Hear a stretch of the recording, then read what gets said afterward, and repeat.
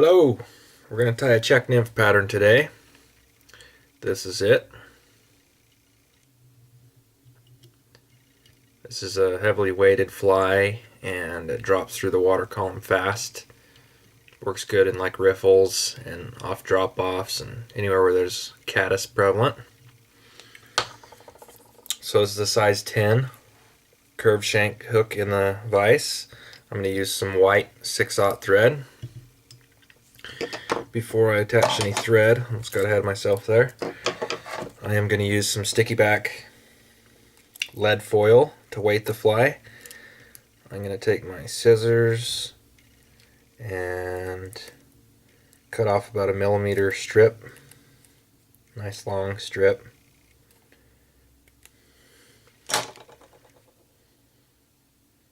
Okay. Take and peel off the protected backing. Next thing I'm going to do is start the lead back here at the bend of the hook. Make a couple wraps and should stick now. All the way up. Come back, but not quite as far as where you started the lead. Stop at turner too short so that you can start building a pre-tapered underbody. Okay, we've got the bug leaded. Let's start this thread up here at the eye. Cocoon in the lead. Just with some crossing wraps.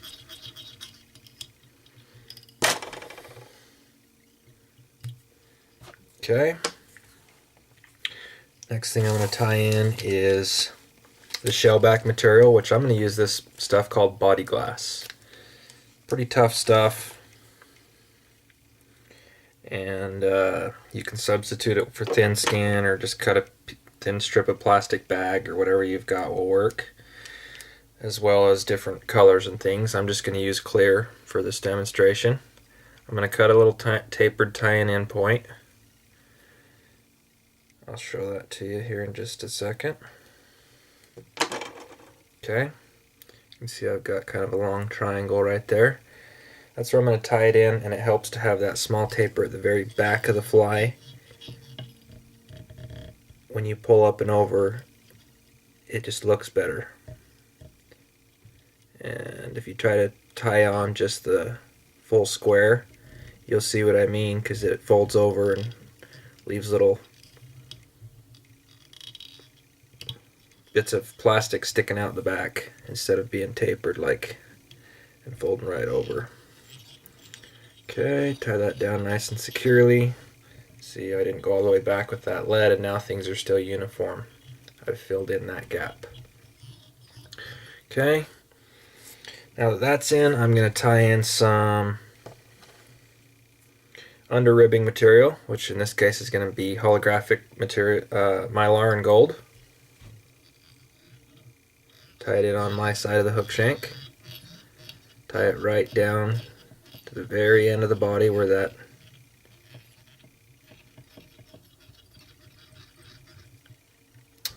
shellback material is tied in. Okay, next thing I'm going to tie in is some tippet. This is a 6X tippet. Find the end here and tie in a good 6 inches or so.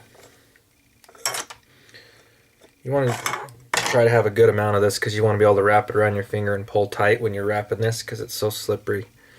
So I'm going to tie this one in on the opposite side of the hook though, on the far side. Down.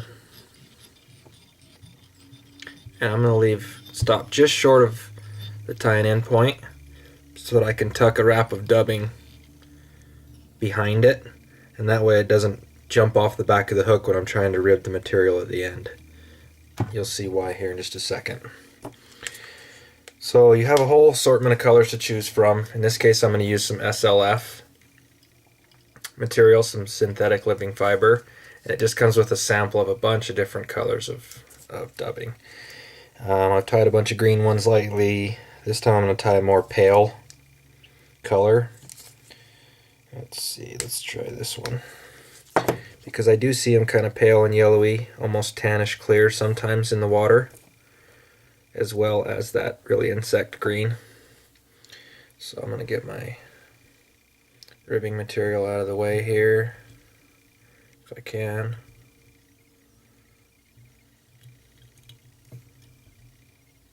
Okay. My hands are a little bit dry here in the winter, so I'm going to use a little bit of dubbing wax and just place just a little bit on my fingers. This isn't a real sticky kind. This is made by Wapsi, a premium dubbing wax. It's odorless, colorless, and non-drying. It just gives just a touch of grip, and that way I can spin this synthetic material on just a little bit easier. So I'm going to spin on a nice little rope of this dubbing, tapering, and like I told you before, I'm going to lift this and throw a wrap or two behind it to start the body, this over the tippet material, and then tie it back again.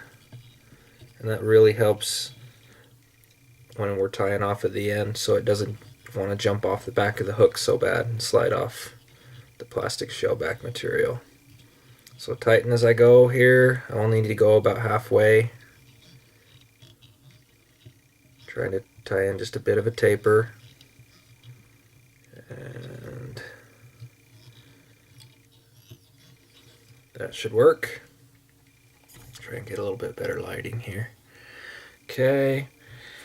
I'm going to grab and throw in a hot spot, some bright orange. And just grab a little, small little pinch here. And dub that on. You'll need about an inch of the thread covered. Colored too, I guess.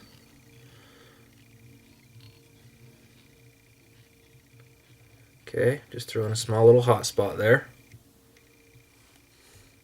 Okay, next thing I'm going to do is create a dubbing loop by pulling out some extra thread. I've got about 6 to 10 inches here. Place my finger over it, come back. Now I've got a loop of 2 threads over my finger, onto the hook shank, and then on over the loop itself a couple times to close that little V at the front right there. And then wind up where I want the thorax to end, and make a couple half hitches or tie a small whip finish knot. Remember to always leave a little bit of room at the eye. Okay, do this little few turns here. Okay, again, a little bit of dubbing wax helps, especially with this spiky fox squirrel that I'm going to be using for legs. And just grab a few pinches. Slide it in.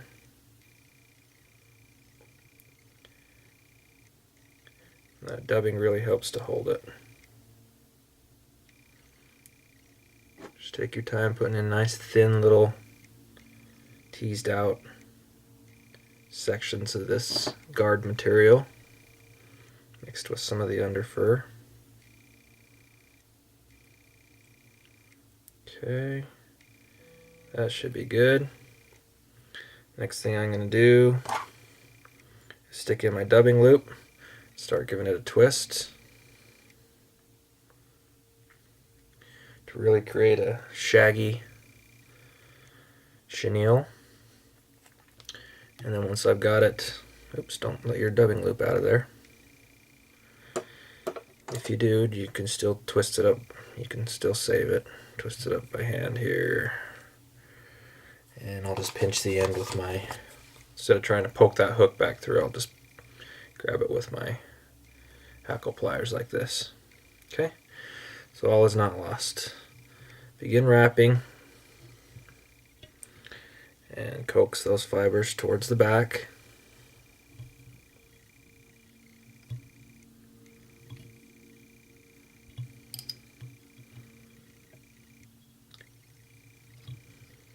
Okay, Try to make it nice and even, kind of tapering down in the front.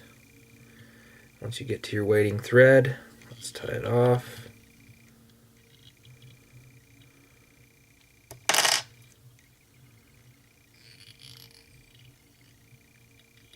There we go. Couple turns, trim away the dubbing loop. Okay. Again, I'm going to put another knot on there. Just like so. I'm going to coax these fibers forward, get them to stand straight up and down as best I can. Reveal that little hot spot. Okay, now I'm going to wrap my under rib, which is that holographic tinsel. So,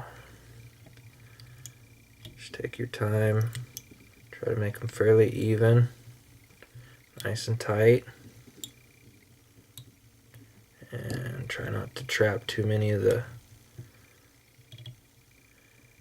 legging fibers down as you go through here. Okay, once you get to your waiting thread again, tie off.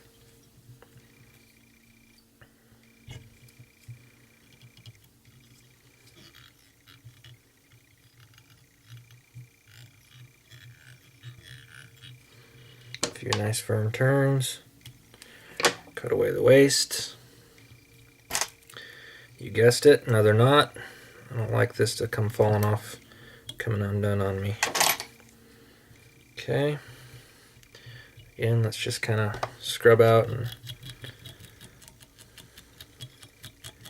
tease these fibers up like a hackle, because we still have one more rib to wrap over. Okay, this is the hardest part of the fly. We're going to go ahead and stretch over our shell back and tie it down using this tippet material. So, and that first wrap at the back is always the hardest. It wants to jump down off the hook on you. So you're going to have to practice a little bit, and I'm going to tilt this hook up just a little bit and make my first wrap right behind the first ribbing loop, under rib loop, and tuck it, keeping things tight, and the shell back right on top. I continue to follow that under ribbing, dropping either just right in the middle of it or just in front of or behind it. It really helps to segment things. And looking good. Again, try not to trap too much on top. Keep things nice and snug, slightly stretching the shell back after each turn. Okay, keeping it tight. I'm going to tilt this back up.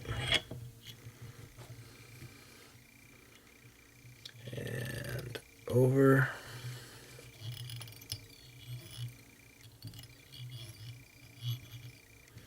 And this is slippery stuff.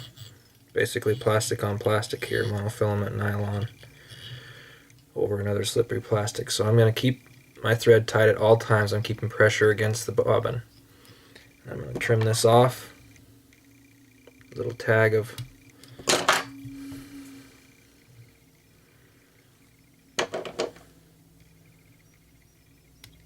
tippet material.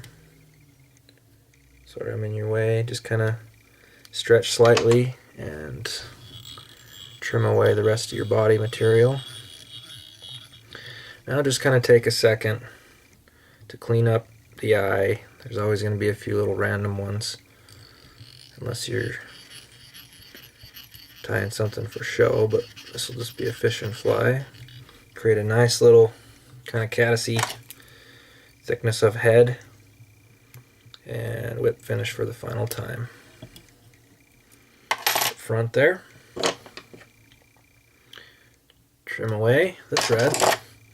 Okay, I'm going to use my bodkin and just quickly pick out just a little bit of anything that I got trapped down while I was wrapping rib materials. Just making sure it still looks nice and buggy and somewhat even and equal.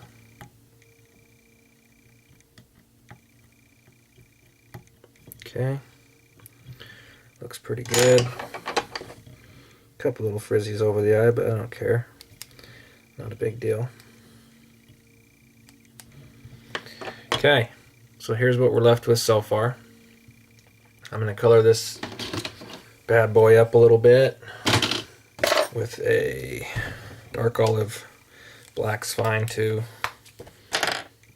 marker. So the head especially. I don't want the head to be white personally. I'm going to darken up that head like so. I'm just going to kind of lightly rub up and down the shell back.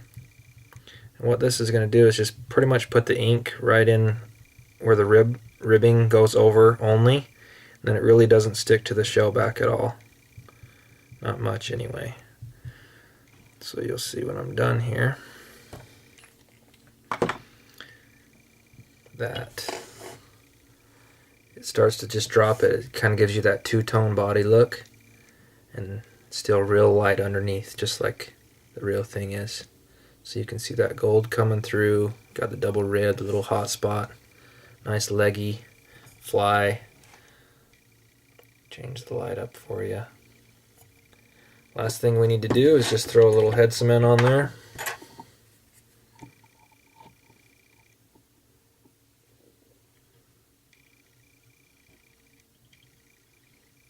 This is like click and save on the computer here. We just typed up our little document, our little spreadsheet here, and now we want to save the work so it doesn't come undone on us or in that reference get deleted. Clean out the eye, and there it is. That is a version of the Czech Nymph pattern.